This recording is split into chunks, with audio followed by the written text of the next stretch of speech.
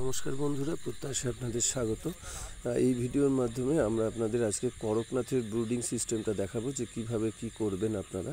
একদম ছোট অবস্থায় যখন আপনারা করকনাথ মুরগিটার বাচ্চাগুলো পাবেন, তখন নিয়ে এসে আমরা প্রথমেই বলি যে আপনারা কিন্তু পাখিদের কিন্তু প্রথম অবস্থাতে 3 থেকে 4 দিন পর্যন্ত আপনারা পেপার ফিডিং করাবেন। যেভাবে আমরা দেখাচ্ছি, পেপার ফিডিং মানে হচ্ছে পেপার বিছিয়ে তার উপরে কিন্তু পাখিগুলো আপনারা ছেড়ে দেবেন এবং খাবারগুলো কিন্তু এই পেপারের মধ্যে দেবেন। কারণ ছোট অবস্থায় পাখিরা যখন আসে তারা খাবার এবং জল সম্বন্ধে এদের ধারণা থাকে না, ফলে এদের স্বাভাবিকভাবে ঠোকরাতে থাকে। ফলে পেপারে যদি আপনারা খাবার দেন, পাখিরা কিন্তু খাবারটা চিনে যাবে এবং খাবার খেতে পারবে। তবে জলটা কিন্তু অবশ্যই পাত্রে দেবেন, আপনারা জলের পাত্রে বা ড্রিঙ্কারে কিন্তু আপনারা জল দেবেন এবং লাইটের ব্যবস্থা বা হিটের ব্যবস্থা রাখবেন। এটা ওয়েদারের তারতম্য অনুযায়ী কিন্তু আপনাদের হিটের ব্যবস্থা রাখতে হবে। যদি খুব ঠান্ডা হয় সেক্ষেত্রে কিন্তু আপনাদের এই হিটের পরিমাণ বাড়াতে হবে এবং স্বাভাবিক যদি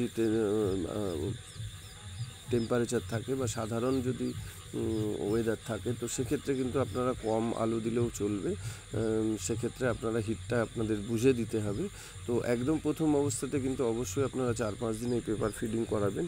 তাতে কিন্তু পাখির মর্টালিটিও কম হবে এবং পাখির কিন্তু শরীর স্বাস্থ্যও ভালো থাকবে, কারণ প্রতিটা পাখি কিন্তু খাবার এবং জলটা পাবে। ফলে আপনার ব্রুডিংয়ের সময় কিন্তু অবশ্যই একটা ঘেরা জায়গা রেখে এই পেপারের মধ্যে খাবার দেবেন। এটা কিন্তু ব্রুডিং, যদি এই পদ্ধতিতে আপনারা ব্রুডিং করেন তাহলে সেক্ষেত্রে আপনাদের কিন্তু খুব সুবিধা হবে ফার্মিংটার ক্ষেত্রে। দেখুন, এই পাখিগুলো কিন্তু 3-4 দিন বয়স হয়ে গেছে।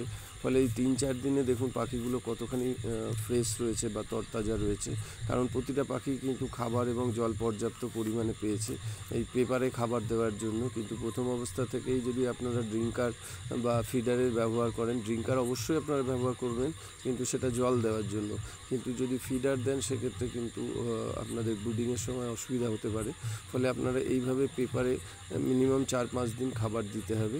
আর এই রকম বড় হয়ে গেলে, যখন পাখিগুলো একটু বড় হয়ে যাবে, যখন 10-12 দিন বয়স হয়ে যাবে, তখন আপনারা কিন্তু পাখিগুলোকে ওই পেপার তুলে ছেড়ে দেবেন। সেক্ষেত্রে আপনারা লিটারের ব্যবহার করবেন।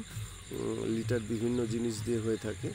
আর অনেকে জানতে চেয়েছিলেন করকনাথের হ্যাচিংটা কীভাবে হয়, তাদেরকে এটা দেখাচ্ছি। দেখুন, হ্যাচারের ভিতরে, এটা ইনকিউবেটর মেশিনের ভিতরে কীভাবে হ্যাচ হচ্ছে।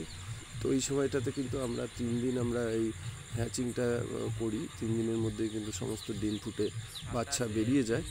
তো তারপরে দেখুন, এই যে পাখিগুলো আমরা দেখাচ্ছি, এগুলোর বয়স কিন্তু 7 দিন হয়ে গেছে।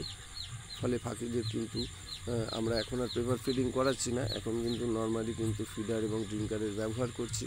আপনারাও এই পদ্ধতিতেই ব্যবহার করবেন, তাহলে কিন্তু আপনাদের কিন্তু হ্যাচিংয়ের সময়, যখনই আপনারা ব্রুডিং করবেন, তাতে কিন্তু আপনাদের পাখির যে মর্টালিটি হয়, তো সেই মর্টালিটি অনেক অংশেই কমে যাবে। তো দেখতে থাকুন আমাদের ভিডিও, ভালো লাগলে লাইক এবং সাবস্ক্রাইব করবেন।